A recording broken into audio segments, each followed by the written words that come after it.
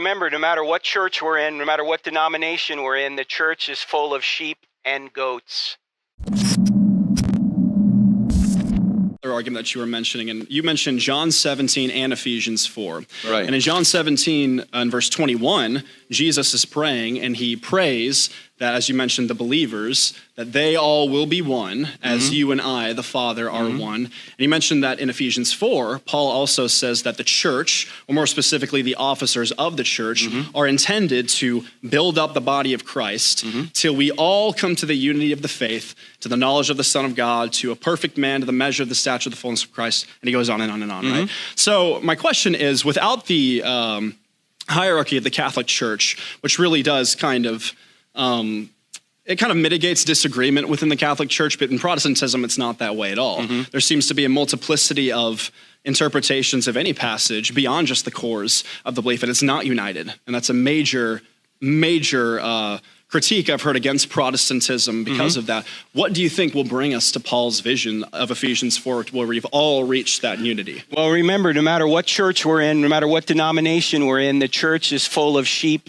and goats. We're never going to have unity with goats. We're only going to have unity with sheep.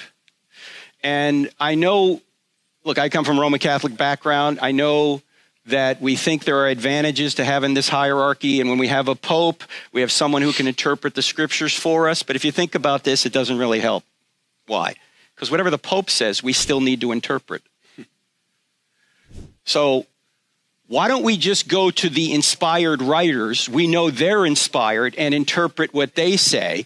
Why go to a man who we argue over whether or not he has some special insight and try and interpret what he said after he tried to interpret what they said?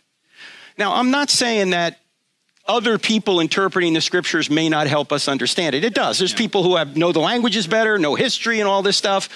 But to say that one guy is the interpreter still requires us to interpret what he said.